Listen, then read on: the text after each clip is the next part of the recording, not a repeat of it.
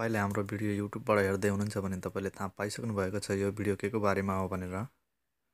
अर्थात् यो भिडियो त्यतिकै पनि हेर्दै हुनुहुन्छ भने सायद तपाईलाई थाहा भइसक्यो होला। How to copy anyone Facebook profile link, अथवा तपाईले कुनै पनि साथीको या कुनै पनि व्यक्तिको प्रोफाइल लिंक कसरी कपी गर्ने भन्ने बारेमा छ यो भिडियो। तपाईलाई किन कपी गर्ने र कपी गर्ने आवश्यकता के पर्छ भन्ने बारेमा यो भिडियो बनाइएको छ। कतिलाई जिज्ञासा पनि लागेको होला म आफूले अर्कोको फेसबुक प्रोफाइल चाहिँ किन कपी गर्ने भनेर। म तपाईलाई एक्जाम्पलको लागि यहाँ देखाउँदै छु। जस्तै कुनै कलेज वा स्कुलको साथीहरुमा हामीहरु घुलमिल हुन्छौं, तर तिनीहरुको फेसबुक चाहिँ लिंक हुँदैन हामीसँग। अनि हामी ठुलो भएपछि छुट्टिन्छौं, त्यतिबेला उनीहरु हामी फेसबुकबाट एकअर्कासँग जोडिएका हुन्छौं। त्यतिबेला हामीलाई उनीहरुको फेसबुक आइडी आवश्यकता पर्छ। मानौं तपाईले अहिले यो माथिको हो अनि यो फर्स्ट पर्सन र सेकेन्ड पर्सनलाई तपाईले चिन्नुहुन्छ। यो दुई जनैसँग तपाईको लिंक छ, तर यो फर्स्ट पर्सन र सेकेन्ड पर्सनको लिंक चाहिँ छैन भने फर्स्ट पर्सनले सेकेन्ड पर्सनको आइडी जति खोज्दा पनि भेटिएको छैन। यतिबेला फर्स्ट पर्सनले तपाईसँग हेल्प लिन्छ अनि तपाईले उसलाई भन्नुहुन्छ यो आइडी सर्च गर, अनि त्यतिबेला चाहिँ त्यो फर्स्ट पर्सनले आइडी सर्च गर्दा पनि केही गरी भेट्दैन भने तपाईले यो सेकेन्ड पर्सनको आइडी कपी गरेर यो फर्स्ट पर्सनलाई पठाउन सक्नुहुन्छ। त्यो कसरी गर्ने भन्ने बारेमा छ यो भिडियो। यो कसरी गर्ने भनेर अब हामी ढिलो नगरी सुरु गरौँ है त।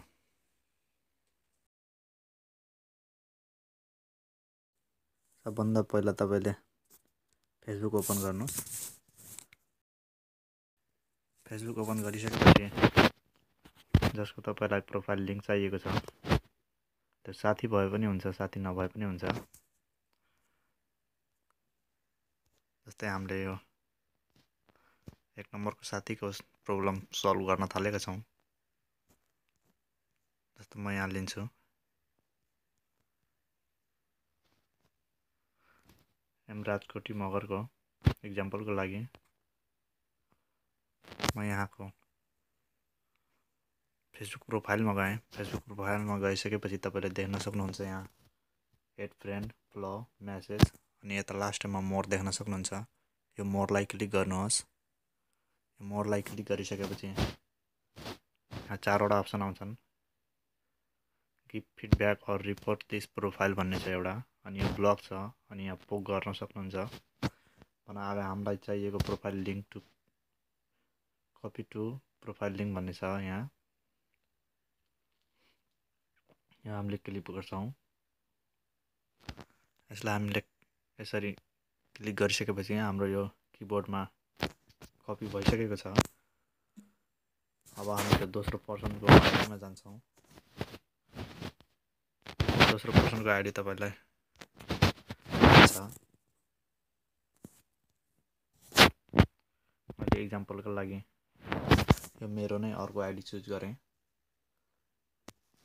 यसलाई ओपन गर्छु अनि यसको मेसेज बक्समा जान्छु।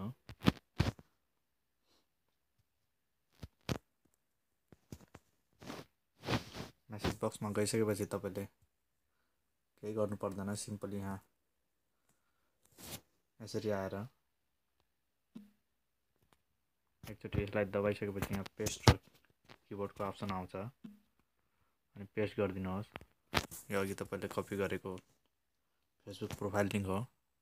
यसलाई यसरी डन गरेर सेन्ड गरिदिनुहोस्।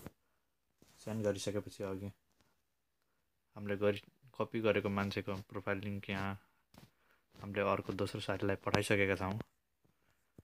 यसरी तपाईले आफ्नो साथीको प्रब्लम सल्भ गर्न सक्नुहुन्छ।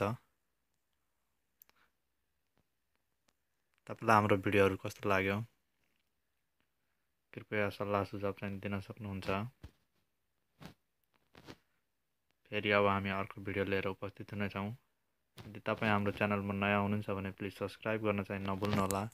Thank you.